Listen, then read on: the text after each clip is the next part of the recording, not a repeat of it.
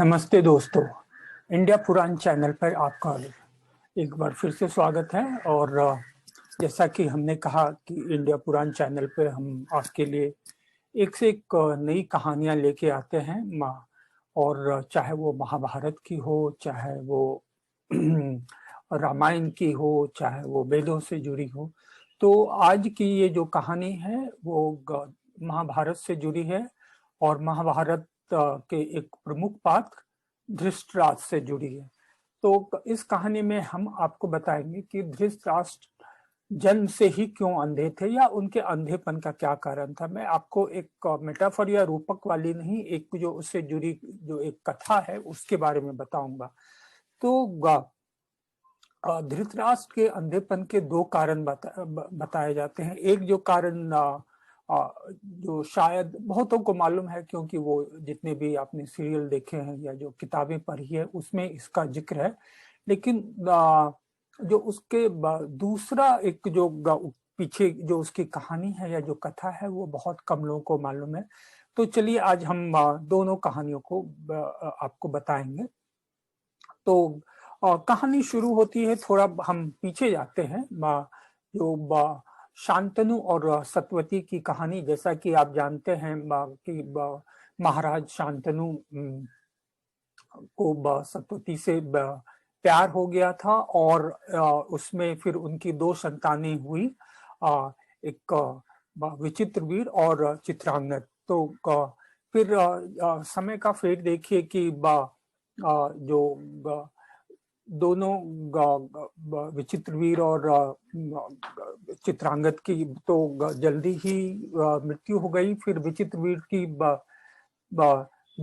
दो रानियां थी जो कि जिसे भीष्म पितामह हर कर लाए थे, काशी नरेश की अम्बा, अंबिका और अंबालिका।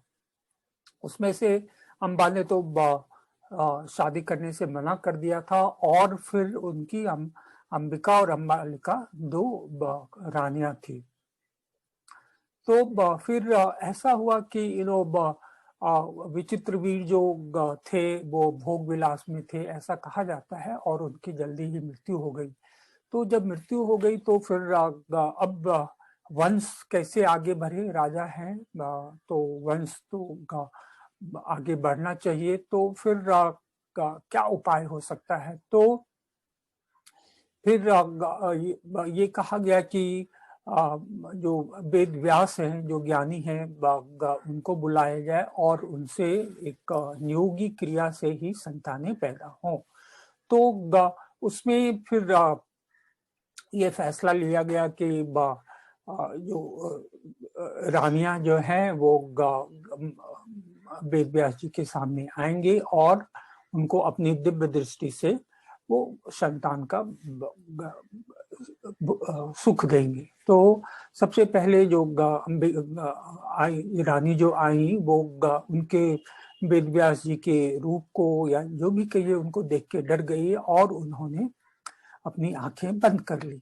तो उससे जो पुत्र धृतराष्ट्र पैदा हुए वो जन्म से अंधे थे। एक तो ये कहानी है जो ये शायद आप सबों में सुनी भी होगी और सीरियल्स में देखी भी होगी। बट एक जो कहानी है वो थोड़ी उनके पिछले जन्म से जुड़ी है कि पिछले जन्म में एक बार ये एक कहीं एक खूबसूरत झील के पास घूम रहे थे अपनी रानी के साथ। और उसमें एक खूबसूरत एक हंस जो था वो तैर रहा था। और उस खूबसूरत हंस का जो कि ये राजा हैं वो उनकी सोच और उनकी अलग होती है। तो वो अपने रानी के साथ घूम रहे थे खूबसूरत हंस को देख करके। और कहा जाता है कि ये शायद उनको अच्छा नहीं लगा या जो भी हो, तो उन्होंने अपने बाण से उस हंस की आंखें फोड़ दी। तो और उसकी वजह से वो जो आंखें फोड़ दी वो हंस जो है वो अंधा हो गया और उसी ने शाप दिया और कि अब तुम भी मेरी ही तरह अंधे हो जाओगे। तो ये जो धृतराष्ट्र के अंधेपन की कहानी है, ये शास्त्रों में है, कितनी सच है या कितनी झूठ है ये मैं नहीं जानता, और शायद जानने का कोई जरिया भी नहीं है, और शायद जरूरत भी नहीं है, क्योंकि कहानी कहानी होती है, उसको इसी रूप में लेना चाहिए। तो ये कहानी बताई जाती है कि धृतराष्ट्र के अंधेपन की ये एक वजह थी। तो जो पहली वजह है उनके जन्म वेद व्यास वाली है, वो शायद बहुतों को मालूम है, बट लेकिन ये जो पिछले जन्म से जुड़ी कहानी है, ये शायद बहुत लोगों को नहीं मालूम है। तो आपको कैसा लगा मेरा ये धृतराष्ट्र के अंधेपन की कहानी? आप हमें जरूर अपने कमेंट में लिख भेजिएगा, या जो भी हो जो आपसे जुड़ी है आपकी, और हो सकता है कोई और कथाएं हों, महाभारत रामायण या वेदों पुराणों की जो बातें हैं, कथा के अंतर कथा होती है, और शायद कोई भी ऐसा आदमी हो जिसको सारी कथाएं मालूम हो, क्योंकि ये इतने महान ग्रंथ है और इसमें इतनी कथाएं हैं कि सबको समझ पाना, सबको याद रख पाना बहुत ही मुश्किल है।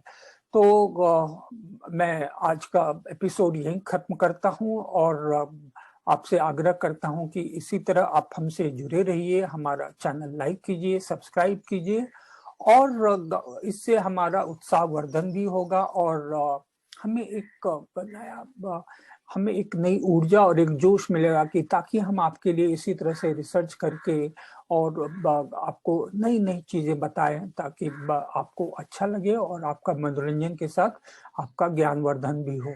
तो मैं भूषण कुमार फिर आपके पास एक महाभारत या रामायण या जो हमारे पुराणों की से जुड़ी कोई भी कहानी हो, या कोई ऐसा तथ्य हो जो मुझे लगे कि आपको जानना चाहिए या जिससे आपका मनोरंजन हो सकता है, तो मैं जरूर लेके आऊंगा। और इसी के साथ मैं विदा लेता हूं, और आशा करता हूं कि आपसे मैं तुरंत ही एक नई कहानी के साथ मिलूंगा।